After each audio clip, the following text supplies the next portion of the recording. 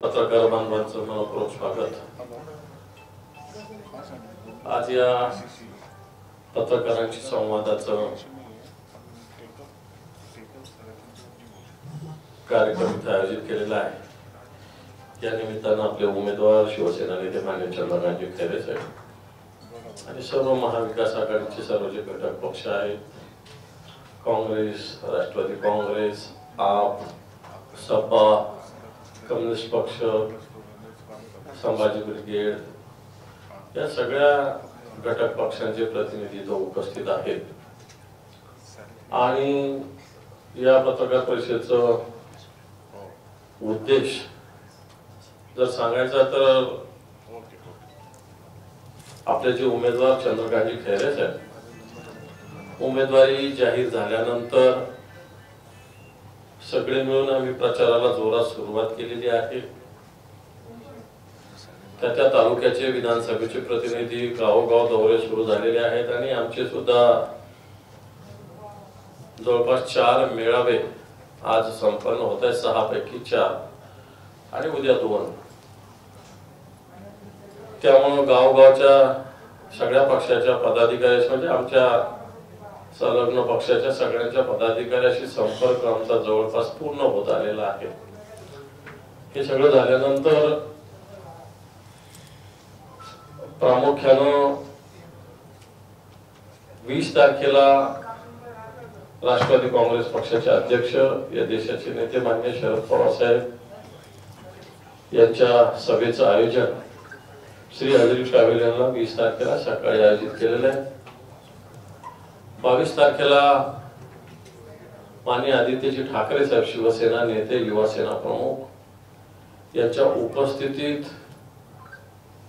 Form आणि भव्य असा रोड शो मिरवणुकीनं हा फॉर्म भरला जाणार आहे। क्रांती चौक पासून संस्थान गणपतीपर्यंत नेहमीची जी शिवसेनेची परंपरागत मिरवणूक निघत असते, क्रांती चौक छत्रपती शिवाजी महाराजांपासून तर संस्थान गणपतीपर्यंत, 22 तारखेला आदित्यजी ठाकरे साहेब यांच्या नेतृत्वाखाली हा फॉर्म भरला जाणार आहे। त्याच्यानंतर 10 मेला शिवसेनेचे पक्षप्रमुख माननीय उद्धवजी ठाकरे साहेब यांची भव्य अशी जाहीर सभेचं आयोजन मराठवाडा सांस्कृतिक मंडळात करण्यात आलेलं आहे। आमचा हा पहिला टप्पा प्रचाराचा उद्या संपणार, दुसरा टप्पा आमचा 2 मे पर्यंत संपणार आणि तिसरा टप्पा 3 मे ते 13 मे पर्यंत, अशा पद्धतीने 3 टप्प्यात प्रचाराचं नियोजन, आधी मतदारसंघ वाईज, नंतर सर्कल वाईज आणि नंतर गाव वाईज आणि नंतर मोठ्या सभा। 6च्या 6 विधानसभा मतदारसंघात आणखी मोठ्या सभा होणार आहे। आदित्य ठाकरे साहेबांची रांजणगाव आणि टीव्ही सेंटर या ठिकाणी सभा होणार आहे। आम्ही रोहित दादा पवारांना, नाना पटोले साहेबांना, बाळासाहेब थोरातांना यांना सुद्धा निमंत्रण दिले। अमित देशमुख हे सुद्धा काँग्रेसचे नेते, अमित भैया देशमुख हे सुद्धा फॉर्म भरायला हजर राहणार आहेत। त्याचप्रमाणे राष्ट्रवादी काँग्रेसचे नेते अनिल देशमुख हे सुद्धा उपस्थित राहणार आहे। राज्यसभेचे सदस्य इम्रान प्रतापगडीजी जे काँग्रेसचे नेते आहेत, हे सुद्धा या कार्यक्रमाला उपस्थित राहणार आहेत। सांगण्याचा मुद्दा हा की समोरच्याचा अजून उमेदवार जाहीर झालेला नसताना आमचा एक प्रचाराची फेरी उद्या पूर्ण होते, दुसरीचं नियोजन आणि तिसरीचं सुद्धा नियोजन, फेरीचं आमचं नियोजन झालेलं आहे। खैरे साहेबांच्या रूपानं गावगाव मशाल चिन्ह घेऊन एकत्रितरित्या एक दिलानं आम्ही सगळेच्या सगळे प्रचाराला लागलेलो आहोत। समोरचा लोक कोण येतो त्याची आम्ही वाट बघतोय, पण कोण येईल अजूनही संभ्रम आहे। भारतीय जनता पार्टी लढेल की आमच्यातल्या गेलेल्या गद्दारांची जी गद्दार लोक आहेत ते लढतील अजून माहिती नाही, परंतु जो येईल तो, त्याला एक ताकदीनं नुसतं सामोरच जायचं नाही तर मोठ्या मतानं पराभूत करण्यासाठी महाविकास आघाडी सिद्ध झालेली आहे। एवढंच आपल्याला एक सांगायचं होतं आणि खैरे साहेबांना आपलं मनोगत व्यक्त करण्याची विनंती करतो। सर्व पत्रकार बंधूंचं मी या ठिकाणी मनापासून स्वागत करतो। इलेक्ट्रॉनिक चॅनल्स जे टीव्ही चॅनल्स वगैरे आहेत त्यांचं सुद्धा मनापासून मी स्वागत करतो। महाविकास आघाडी म्हणजे अर्थात शिवसेना, काँग्रेस आणि राष्ट्रवादी पार्टी, त्याचप्रमाणे मग समाज ब्रिगेड आहे, त्याचप्रमाणे आमचे कम्युनिस्ट पार्टीचे मित्र आहेत, त्याचप्रमाणे आमचे इतर सर्वच मान्यवर जे आता सांगितल्याप्रमाणे आप समाजवादी पार्टी इतके सगळे आहेत. पण आता हे खरं म्हणजे अटलजीचं 24 पक्षाचं सरकार केलं होतं, तसं आता मी सुद्धा त्या ठिकाणी जोरदारपणे करतो आहे. आणि म्हणून आजच्या याच्यामध्ये ही ताकद, सगळ्यांची एकत्र ताकद त्या ठिकाणी देश पातळीवर यशस्वीपणे वाटचाल करण्याची दिशा आहे. आणि म्हणून मी या ठिकाणी आपलं मनापासून स्वागत करताना आमचे सगळे कार्यक्रम त्या ठिकाणी चालू आहे. म्हणजे महाविकास आघाडीचा उद्या टप्पा संपतो आमच्या प्रचाराचा, त्याच्यानंतर मग परत सेकंड टप्पा होईल. पण बाकी आम्ही किंवा अंबादाजी दानवे किंवा बाकीचे इतर सगळे पदाधिकारी आमचे अनेक महिन्यापासून त्या ठिकाणी दौरे चालू आहेत. खूप 2, 4, 5, 6 काय 10, 15, 20 फेऱ्या झाल्या आमच्या. आणि त्या तो दृष्टिकोन फक्त शिवसेनेचा होता, तर बाकी महाविकास आघाडीचा आम्ही एकत्रपणे त्या ठिकाणी सुरुवात केलेली आहे. आता आज संध्याकाळी पश्चिम मतदारसंघाचा शिवसेना, काँग्रेस, त्याचप्रमाणे राष्ट्रवादी काँग्रेस आणि बाकीचे इतर पक्ष या सगळ्यांच्या बरोबरच्या पदाधिकाऱ्यांचा मेळावा त्या ठिकाणी आता आहे याच्यामध्ये पटेल लॉन्स. आणि उद्या मग वैजापूरला आहे. आणि उद्या संध्याकाळी मात्र परत महाविकास आघाडीचा मेळावा हा आमच्या पक्ष कार्यालयातच आहे, प्रचार कार्यालय. आणि म्हणून त्या ठिकाणी अनेकांचे लक्ष आमच्याकडे तर आहेतच, पण आमचंही लक्ष त्या ठिकाणी विरोधी पक्षांच्या हालचालीकडे आहे. विरोधी पक्षांची हालचाल किंवा बाकीच्या अजून काय डावपेच जे चालले असेल हे पण लक्षात घेणं महत्त्वाचं आहे. एक सांगतो मी, संपूर्ण आम्ही दौरे करत असताना जनतेचा प्रचंड उत्साह आमच्या महाविकास आघाडीकडे आहे.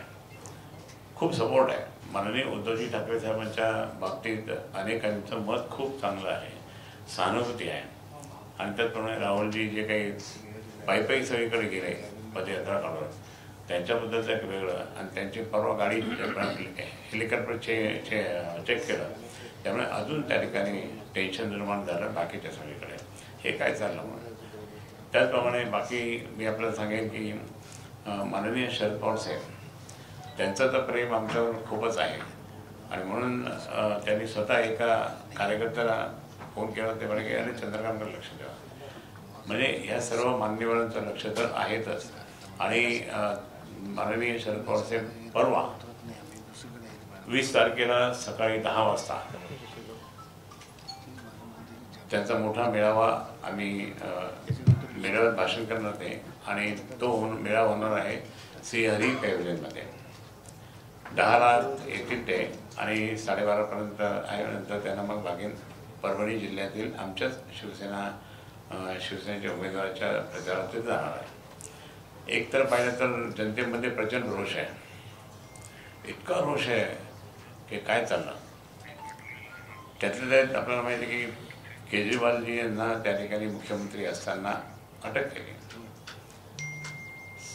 दिल्लीमध्ये जे काही घडतं ते देशात जातं, मुंबईत काही घडतं ते महाराष्ट्रात जातं, संभाजीनगरमध्ये जे घडतं ते मराठवाड्यात जातं. आणि म्हणून लोकांनी त्या ठिकाणी केजरीवालच्या बाबतीत त्या ठिकाणी खूप सिरियस घेतला. जसं नोटबंदी असेल, बाकीच्या सगळ्या घटना यांच्या झाल्या त्यावेळेस जे काही होतं, पण त्याच्यापेक्षाही जास्त आता खूप रोष निर्माण जास्त व्हायला लागला. महागाई वाढली, बेरोजगारी वाढली, बाकी त्या ठिकाणी लॉ अँड ऑर्डर बिघडलेलं आहे सगळ्या ठिकाणी. महाराष्ट्रात तर बिघडलेलीच आहे, पण बाकीच्या ठिकाणी सुद्धा बिघडलेली आहे. म्हणून त्या ठिकाणी लक्ष मात्र जनतेकडं किंवा जनतेच्या विकासाकडे नसून ते फक्त लक्ष जे आहे ते फक्त आपल्या आमदार खासदारांना सांभाळण्यामध्ये चाललं आहे. आमच्याकडनं जे गद्दार झाले होते ते 13 खासदार, त्यामध्ये 4 किंवा 5 लोकांना ते तिकीटच मिळालं नाही. त्यांना ते रडत बसले. आता त्यांना आता कळलं की आपण चूक केली, आपण चूक करून जे कमिटमेंट घेतल्यानंतर सुद्धा आम्हाला तिकीट देत नाही हे त्यांना लक्षात आलं. आणि तो एक मेसेज या महायुतीच्या अगेन्स्ट गेलेला आहे. आणि म्हणून ह्या सगळ्या जर दृष्टिकोनातून पाहिलं तर खूपच म्हणजे वातावरण या देशातलं वातावरण NDAच्या विरोधात आहे. आणि इंडिया आघाडीच्या फेवरमध्ये होत आहे, तेव्हा मला आनंदाची बाब आहे. आम्ही तर सांगणारच आहोत. माननीय उद्धव साहेबांनी कालच सांगितलं की 48च्या 48 जागा जिंकणार आणि त्या 48च्या 48 जागा जिंकणार ही परिस्थिती खरोखर तशी निर्माण होत आहे. आम्ही स्वतःच बँड बाजा वाजवून घेतो असं नाही आहे, परंतु प्रत्यक्षात जनतेकडनं जो रिपोर्ट येत होतो, कोणालाही मी फोन केला तर ओपनली त्या ठिकाणी कोणी बोलत नाही. कोण आता समजा फोन केला किंवा आपल्या घर बोललो काही तर लगेच ते म्हणतात की काय चला काय नाही ऐसा आहे ऐसा तर सांगतात. परंतु एक प्रकारचं त्या ठिकाणी वातावरण इतकं खराब होत चाललं आणि त्याचा फायदा निश्चित इंडिया आघाडीला मिळणार आहे. इंडिया आघाडी ही प्रामाणिकपणे काम करणार आणि परत ते सांगितलं पण आहे. पण आपल्या महाराष्ट्राच्या त्या ठिकाणी आपण इंडिया आघाडीचं म्हणजे महाविकास आघाडीचा एक अजेंडा वेगळाच बनणार आहे. आम्ही आपल्या या जिल्ह्यातल्या या मतदारसंघातल्या अजेंडा आमचा तो वेगळा राहील, तो आमचा वचननामा राहील. आणि ते वचननामा त्या ठिकाणी आम्ही करू. जेही काम आत्तापर्यंत गेले 5 वर्षात झालेलं नाही आहे ते काम करण्याचं बेत त्या ठिकाणी आहे.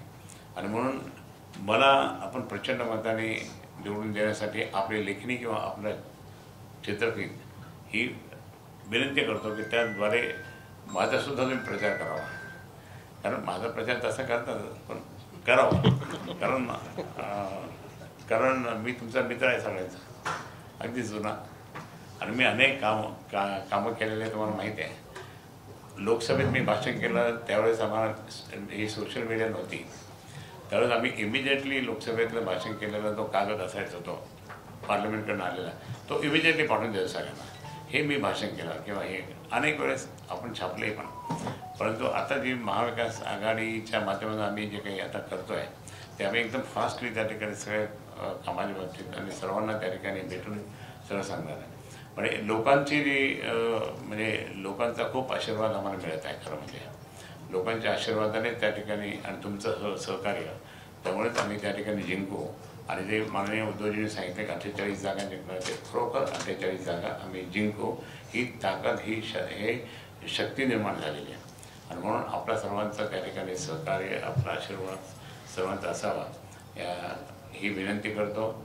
आणि त्याप्रमाणे आपण या ठिकाणी आलात त्याबद्दल सुद्धा आपला आभार व्यक्त करतो. प्रचार करताय लोकांच्या समोर काय मुद्दे घेऊन जातात सांगितलं ना मी आता. बेरोजगारी काय चाललं, महागाई, शेतकऱ्यांचे प्रश्न. शेतकरी आज म्हणजे दिल्लीच्या बॉर्डरवर येऊन थांबले आहेत. या सगळ्या गोष्टीबद्दल जर पाहिलं तर कुठेही त्या ठिकाणी समाधान आहे आणि सगळा खोटारडेपणा त्या ठिकाणी चालू आहे. त्या खोटारडेपणाच्या विरोधात आम्ही लढत आहे. तुमचे जुने मित्र होते उमेदवार मिळत नाही आणि आजही त्यांनी जाहीर कधी रामनवमीला करू, अजून 1 दिवसांनी करू, 2 दिवसांनी करू, असं का वेळ लागतो? नाही आता आम्ही तर काही त्यांच्याबद्दल काही बोलणार नाही. त्यांचे काही धोरणं असतील ते धोरणं त्या युतीचे काही असतील म्हणून ते आम्ही काही जास्त बोलून नाही जाणार. सर, राष्ट्रवादीकडून शरद पक्षाकडून उद्धव ठाकरे साहेब हे आधी साहेब काँग्रेसकडून कोण पक्षाला काँग्रेसकडनं त्या ठिकाणी म्हणजे काँग्रेसचे इम्रान प्रताप गडी जे आहे, नाना पटोले असतील, बाळासाहेब थोरात असतील, नाही वडेट्टीवारजी असतील आणि प्रियांका गांधी सुद्धा येऊ शकतात. आमचे ना MIM हो बोलणं पडता ना MIM महायुतीमध्ये ते MIM सुद्धा महायुतीचाच एक मेंबर माहिती का तुम्हाला?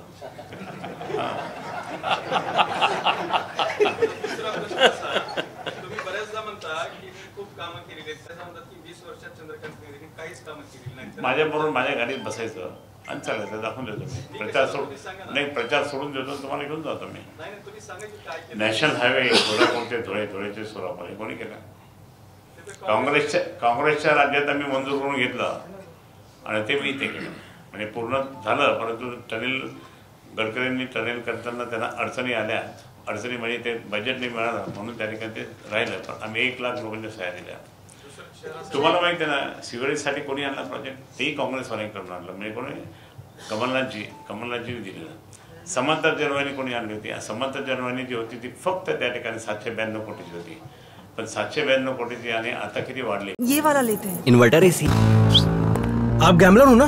गैम्बलर? जुआ खेलते हो ना? तुम जुआ खेलते हो? अरे नहीं, ये तो कुछ भी बोले जा रहे हैं. इतनी महंगी और नाजुक एसी खरीद कर स्टेबलाइजर नहीं लोगे तो ये जुआ नहीं हुआ तो क्या हुआ? सिर्फ एक फ्लक्चुएशन आपके इन्वर्टर एसी के पार्ट्स को डैमेज कर सकता है. उसे वी गार्ड से सुरक्षित रखिए. V Guard, India's number 1 stabiliser. ती त्यावेळेस सुद्धा भारतीय जनता पार्टीचे लोक, नगरसेवक आणि MIMचे नगरसेवकांनी ते हाणून पाडलं, बंद केलं. आणि ती योजना जी काही सुरुवात झाली होती ती योजना सुद्धा बंद केली. त्याचा परिणाम इतका झाला की आपल्या शहरातील नागरिकांना पाणी मिळत नाही. नाहीतर आता 2 वर्षापूर्वीच हे पाणी 24 तास मिळालं असतं, पण त्यांनी या लोकांनी होऊ दिलं नाही. हे दोषी आहे त्यासाठी. असं नाही, ते आत्ताची गोष्ट आहे ती. आत्ताची गोष्ट आहे. मी खासदार होतो, एक तर तुम्हाला सांगतोय, हे शहर मी शांत ठेवलं. हे शहर शांत ठेवलं, हा जिल्हा शांत ठेवला. 1990 पासून मी या ठिकाणी शांत ठेवल्यामुळे प्रोग्रेस झाला, डेव्हलपमेंट झाला. आणि डेव्हलपमेंट म्हणजे काय, DMIC किती मोठ्या प्रमाणात आणली आपण. शेंद्रा बिडकीन हे पूर्ण इंडस्ट्रियल एरिया एकदम सोडून तेही काँग्रेस शहरात केलं. दिल्ली मुंबई इंडस्ट्रियल ते काँग्रेस शहरात केलं. इम्तियाज जलील दावा करता की मी खासदार झालो तर शहर शांत झालं. तुम्ही दावा करताय त्याला दिल्ली माहित नाही अजून. हो, इम्तियाज जलील दिल्ली माहित नाही. आमच्या डॉक्टर करारांना सुद्धा दिल्ली माहित नाही. दिल्लीत कामं करते होता, काय होतं, त्याला वेळ लागतो 5 एक वर्ष. दंगल झाली होती, खैरे साहेब स्वतः सहभागी होतात, तर शहर कसं शांत ठेवलं? कधी एक दंगल झाली होती. एक दंगल नाही, तुम्हाला मी एक सांगतो. ज्यावेळेस 1990 पासून मी पहिला हिंदू आमदार झाल्यानंतर त्या दिवशीपासून जे काही दंगली धोके सगळे शिवसेनेच्यामुळे शांत झाल्या. आमचे सर्व मुस्लिम भाई आमच्याबरोबर त्या ठिकाणी आले आणि त्यांनी सांगितलं नाही अच्छा झालं. पण 28 ऐका पण 28 वर्ष त्या ठिकाणी शांतता ठेवली. आणि 28 वर्षानंतर MIMच्या हैदराबादी लोकांनी ही राजाबाजारमध्ये दंगल केली. दंगली त्या ठिकाणी जर थांबले नसत्या तर आमच्या गव्हर्नमेंटने सगळे जाळून खाक केला असता, तरी एक व्यक्ती जळून गेला. त्याचा मुकाबला करण्यासाठी आम्ही गेलो होतो. समजलं ना? सहभाग नाही, आमचा सहभाग हा सहभाग नाहीये मिस्टर काय तुमचं त्या दत्ता कांड म्हणजे काय, आज गुरुवार आहे म्हणून तुम्ही आले नाही फराळ करायला. काय कोणाला जे माननीय उद्धवजी ठाकरेंचं धोरण असेल, ते ठरलं असेल महाविकास आघाडी, ते आम्ही बघू. साहेब, तुम्हाला एक माझा प्रश्न आहे. तुम्हाला तुम्ही आता सांगितलं मी विकास दाखवतो, मात्र तुमचे जुने सहकारी बोरणारे यांनी सांगितलं की खैरे यांनी 20 वर्षामध्ये सर्वांच्या खांबा छत्रपती संभाजीनगर खड्ड्यात घातले. ते फुटले ना, ते गद्दार झाले. ते गद्दारी झाल्यामुळे त्यांना आता काय बोलणार नाही, काहीतरी बोला पाहिजे. त्यांनी तिकडून खोके घेतले, ते खोके वाचवण्यासाठी त्यांनी 2 कोटी रुपयाची कामं करून दाखवलेली खैरे साहेबांनी दाखवावी आणि बक्षीस मिळवावं. ठीक आहे, ते आता मी त्यांच्याबद्दल काही बोलत नाही. ते त्यांना मी महत्व देत नाही त्या लोकांना. ते पहा, बोलणाऱ्यांना सांगावं, ज्यावेळेस 1995ला सत्ता होती, खैरे साहेब पालकमंत्री होते.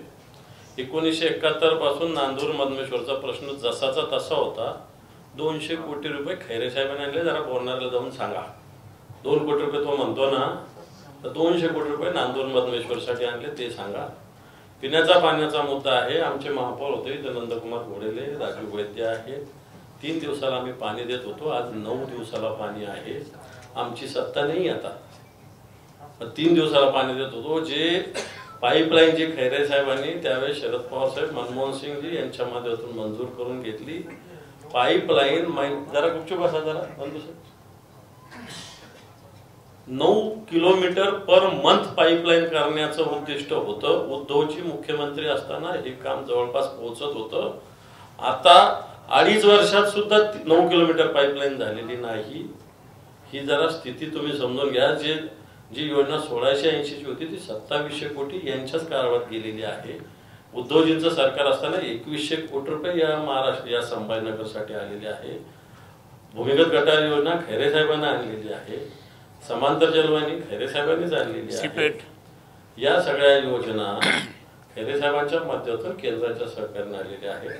खासदारांचं काम काय गल्लीतलं गटार साफ करण्याचं नसतं, हे मी सांगतो तुम्हाला.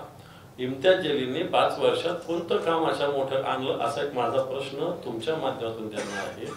उगाच नुसतं भाषण करायचं 1 मिनिटं 2 मिनिटं याला काही अर्थ नाही, जातीवाद निर्माण करायचा याला काही अर्थ नाही.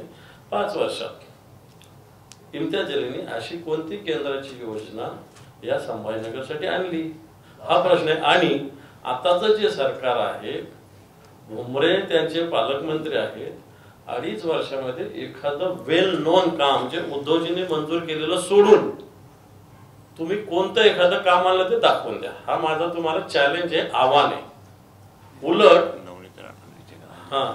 उलट तुम्ही आता बोलायला येऊ द्या, उमेदवार म्हणून येऊ द्या, मग बघू आपण एक सोय एकेकाची सोय.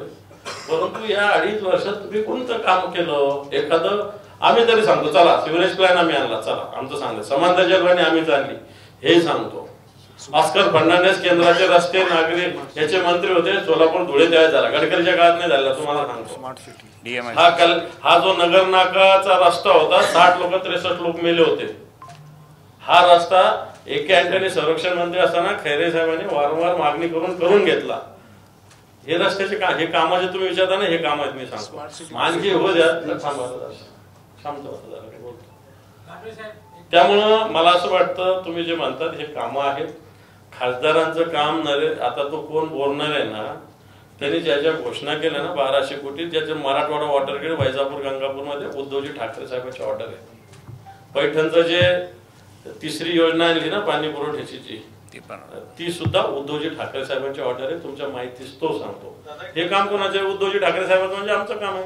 एक प्रश्न आहे, उमेदवार खैरे साहेब आहेत, पण उत्तर मी पक्षाचा नेता आहे ना, उत्तर तुम्हाला द्यावं लागेल. आता द्यावं लागतं ना. आता तुम्ही ते सांगतात, पण ते वेगळ्या भाषेत सांगतात. माझी भाषा तुम्हाला पटकन कळते, त्यांची भाषा कळत नाही ना.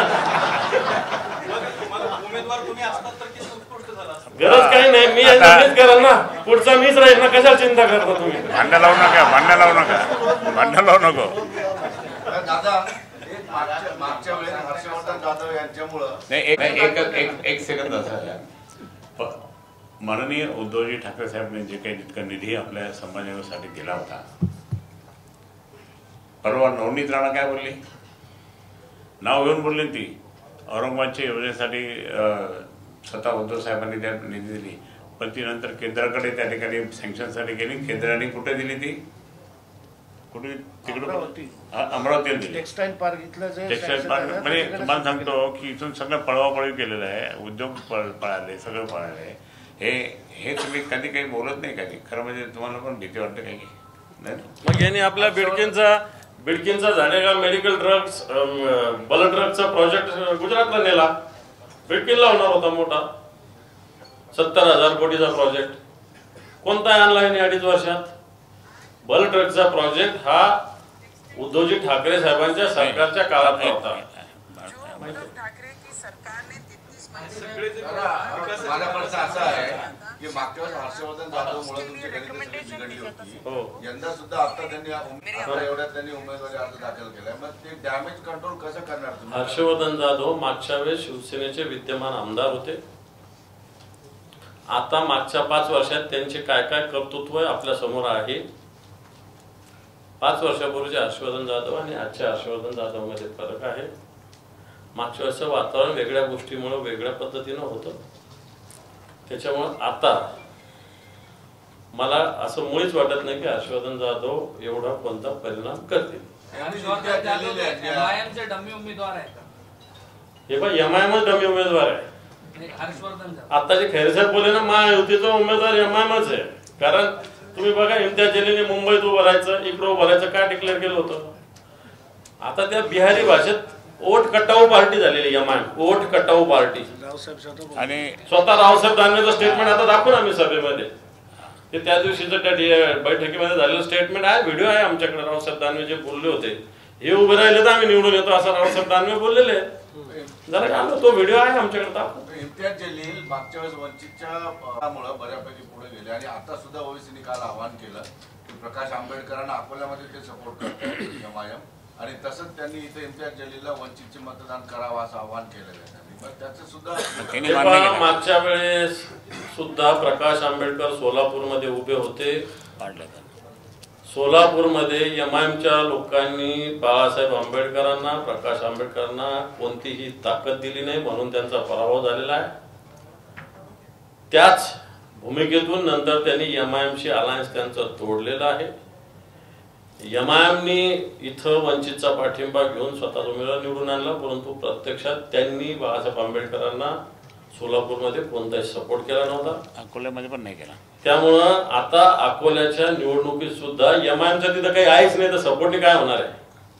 तिथं काँग्रेसची ताकद आहे या सगळ्या पट्ट्यामध्ये. त्यामुळं MIMच्या सपोर्टने अकोल्यात होणार सुद्धा काही नाही. समाजावर आम्ही कोणत्याही समाजाविषयी बोलत नाही. शिवसेना एक सगळ्यांना सोबत घेऊन चालणारी पार्टी आहे. आम्ही जातीपातीचं राजकारण कुठेही या विषयात निवडणुकीत करण्याचं काहीच कारण नाही. सगळे जात, सगळे धर्म शिवसेना आणि महाविकास आघाडी सोबत घेऊन चालेल. मराठा कुठं जाईल, माळी कुठं जाईल, साळी कुठं जाईल, मुसलमान कुठं जाईल, कृषी हे बिलकुल आमच्या डोक्यात नाही.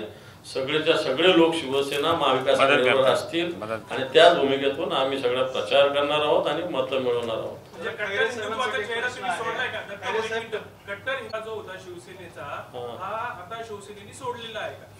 असं काही सोडले नाही. शिवसेनेनं आपलं हिंदुत्वाची भूमिका शिवसेनेची ताकदीची आहे, पण भारतीय जनता पार्टी सारखी पाठीत खंजीर खुपसणारं हिंदुत्व आमचं नाही. चूल पेटवणारं हिंदुत्व आमचं आहे, घर जाळणारं हिंदुत्व आमचं नाही. ही भूमिका उद्धवजी ठाकरे साहेबांनी मुंह में राम रहेगा लेकिन बगल में छुरी ने, मुंह में राम और हाथ को काम, ही भूमिका आमची आहे. पण खैरे साहेब ईदगाहला गेले, त्याच्यावर बरी टीका काय फरक पडतो? ईदगाह गेले तर फरक काय पडतो? हिंदू मुसलमान एकत्र राहू नये असं कोणी सांगितलं? मुसलमान हा युसुफ वगैरे हे पण आमच्या दिवाळीला येतात, म्हणून काय जातीवाद थोडी असतो? आम्ही वर्षानुवर्ष सगळे सोबत राहणारे लोक आहोत. त्यामुळे ईदगाहवर जाणं काही पाप नाहीये. पण मी आतापर्यंत गेलो होतो. मी नाही असं चुकीचं आहे. ईदगाह आठवतो अशातला भाग नाही. ईदगाहवर गेलो नसेल, परंतु आम्ही यांच्या घरी जाणं येणं आमचं चालूच होतं ना. ठीक आहे, ईदगाहवर यावेळेस गेले असतील म्हणून काय लगे काय मतासाठी गेलो नाही. एक तुम्हाला असं वाटत नाही का या सगळ्याच्या सगळं चांगल्या पद्धतीनं वातावरण हिंदू मुसलमान एकत्र असावं आणि नव्यानं मुस्लिम बांधव आमच्या मागे ताकदीनं उभे तर आमची पण जबाबदारी ना त्यांच्या सगळ्याच्यात सहभागी होणं. वातावरण बिघडलं होतं हे पण लक्षात. 5 वर्ष मी पालकमंत्री असताना, एक मिनिट सिद्धार्थ, एक मिनिट, हिंदू मुसलमान एक मिनिट जरा एक मिनिट. तो हिंदू मुसलमान भांडणं कशाला लावायचं आता? मी या ठिकाणी स्पष्ट करतो की मी पालकमंत्री असताना सुद्धा दरवेळेस मला निमंत्रण यायचं, मी जायचो पालकमंत्री असताना. पालकमंत्र्यांची ड्युटी असते की आपल्या जिल्ह्यामध्ये जे काही असेल सगळं तंटे बिंटे मिटून त्या ठिकाणी केलं. आणि म्हणून मी त्या ठिकाणी तुम्हाला सांगितलं का आम्ही ते तंटे मिटवले 28 वर्ष, काहीच नाही. पण यावेळेससुद्धा मला अनेकांनी बोलवलं होतं. आज आमच्या बाजूने जर आले तर समजा आता युसुफभाई आहे, त्यांनी सांगितलं खैरे साहेब कल आना पडेगा आपको. आता ते जर मतदान करत असतील आम्हाला तर आम्ही का नाही जाणार? जर तुमच्या त्या वस्तीमध्ये यायचं असेल म्हणजे साहेब आमच्या वस्तीमध्ये या, लोक म्हणतात या, मग तिथे काय जाणं चुकीचं आहे का? आणि म्हणून मी म्हणतो की आम्ही तिथे गेलं म्हणजे त्या ठिकाणी हिंदू धर्म सोडला असं नाही. आणि म्हणून उगाच जर तुम्ही हिंदू आणि मुस्लिमांमध्ये लावून करून नवीन वातावरण या खराब करू नका. आम्ही वातावरण खराब करतो. येस काय आता ते कसे म्हटले, ते का गेले, कसे गेले, काय गेले. पण आता 1 मिनिट, आता मुद्द्यावर या मुद्द्यावर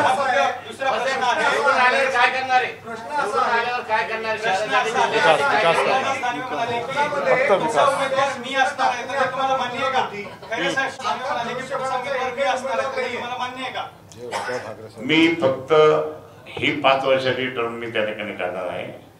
नंतर मी सतत काम करत राहणार. आजही बोललो मी, पण मी पुढच्या वेळेस म्हणजे पुढच्या 29ला त्या ठिकाणी मी निवडणुकीला उभे राहणार नाही. कारण की ते आता काय पाहावं लागतं ना. अरे पक्ष झालं तुम्ही म्हणत असाल तांबाचं झालं, मी आता सांगतो देणार. कोकणामध्ये शिवाण चिन्हावरती 2019 पर्यंत लढत होती. यावेळेस कोकणातून धनुष्यबाण बाद झालाय. भारतीय जनता पक्ष आणि राष्ट्रवादीचे उमेदवार जाहीर झालेले आहेत. शिवसेनेचा अर्थात शिंदे गटाचा एकही उमेदवार तिथे कोकणात नाही. कसं बघतो? नारायण राणेंच्या लोकांनी भाजपची जागा आहे ना. एक तर या लोकांनी आमच्यातल्या गेलेल्या लोकांनी गद्दारी केली होती. या गद्दारांची भूमिका होती की बाळासाहेबांची शिवसेना आम्हाला पुढे न्यायची आहे त्याच्यानंतर अजितदादा आम्हाला निधी देत नाही, त्याच्या मांडीला मांडी लावून बसावं लागतं. ह्या 2 भूमिका तर मांडल्या होत्या. शिवसेना 22 जागा लढत होती. आतापर्यंत पक्षाची पद्धत अशी असते की जागा वाटप करणं आणि त्या पक्षाने मग ज्याचा त्याचा उमेदवार जाहीर करणं. पण पहिल्यांदा अशी पद्धत भारतीय जनता पार्टीने या महाराष्ट्रात लागू केली की शिंदे गटाचे उमेदवार सुद्धा भारतीय जनता पार्टी ठरवत होती. जर शिंदे गटाचा उमेदवार योग्य नाही वाटला तर तो बदलणं किंवा भारतीय जनता पार्टीचा उमेदवार तिथं देणं हे त्यांनी केलं. त्याच्यात हेमंत पाटील एक उदाहरण आहे. दिलेली उमेदवारी नाकारली. भावना गवळी एक उमेदवार आहे, त्यांना दिलंच नाही. कृपाल तुपाने एक उमेदवार आहे, ज्यांनाही दिलं नाही. काँग्रेसचा आमदार आयात केला आणि त्याला उमेदवारी दिली. आता तुम्हाला गॅरंटीने सांगतो, हेमंत गोडसे जे आहे नाशिकचे, यांना सुद्धा उमेदवारी मिळण्याची शक्यता सुतराम नाही. याचाच अर्थ या लोकांनी गद्दारी स्वार्थासाठी सत्तेसाठी केलेली आहे. बाळासाहेबांचं नाव घेऊन खोटी भाषणं करणं, अजितदादाचं नाव घेऊन निधी मिळत नाही ह्या रडत बसणं, या सगळ्या खोट्या गोष्टी होत्या. यांच्या मनात गद्दारीच होती आणि त्यांनी गद्दारीच केलेली हे स्पष्ट होतं. कोकण हा शिवसेनेचा बालेकिल्ला आहे. आता आम्ही मशाल घेऊन लढतो. धनुष्यबाण तिथं एकाही ठिकाणी नाही. एक मिनिट यांचं तर समजू दे. एक मिनिट की तुम्ही भाजप बरोबर 4 वेळेस निवडून आलेला होता. भाजप बरोबर असतं त्यांचं एक स्वतःचं मतदान आहे. तर ते मतदान आता तुम्हाला कसं मिळेल असं मला वाटतं. सांगतो. हे पहा, शिवसेना भाजप युती होती. एक मतदार असाही आहे की जो शिवसेनेचा पण नसतो, भाजपाचाही नसतो, पण युतीचा होता. असा सुद्धा एक मतदाराचा मोठा वर्ग आहे. त्याच्या मनात निश्चित संभ्रम असू शकतो. पण जे भाजपचे कमिटेड वोट्स जसे असतात तसे काँग्रेसचे पण कमिटेड वोट्स आहे, राष्ट्रवादी काँग्रेसचे पण कमिटेड वोट आहे. कमी जास्त असतील, कम्युनिस्टलाही कमिटेड वोट मिळणार आहे. कारण मी पाहिलं गंगापूर वगैरे अनेक मतदारसंघात काही नसलं तर त्यास कागद असायचा, बॅलेट असायचं, तर त्याच्यावर लोक हाताने वेळा काढायचे. कारण मी सुद्धा गंगापूर इलेक्शन लढलेलो आहे. कमिटेड वोट कम्युनिस्टचे सुद्धा आहे. मला वाटतं भारतीय जनता पार्टीचे जेवढे मत आहे त्याच्यापेक्षा हे मताचे प्रमाण फार मोठं आहे. त्यामुळे त्याची चिंता, भारतीय जनता पार्टीचे मत जे कमी होतात ते निश्चित या सगळ्या महाविकास आघाडीच्या इतर पक्षाच्या भरून पुढे जाऊ आम्ही. महाराष्ट्रात शिवसेने सर्वात मोठे पद आहे. छत्रपती संभाजीनगरात आता हे 2 मिळालेत आपल्याला. तुम्ही सुद्धा गुरु शिष्य दोघांनाही शिवसेना नेतेपद मिळालेले. नेमके काय जादू आहे की नेतेपद? शिवसेना प्रमुखांचं प्रेम हे मुंबई नंतर संभाजीनगरवर राहिलेलं आहे. तीच जातो इथं, बाकी काही जातो नाही. गुरु शिष्य आता एकाच गुरु शिष्य एका पातळीवर आले. हो, मी आहेच ना, त्याला काय प्रॉब्लेम. पातळीवर नाही, शेवटी तेच मोठे आहे ना. त्याच्याविषयी काय मनात शंका असेल ना. आता धन्यवाद, खूप प्रश्न झाले.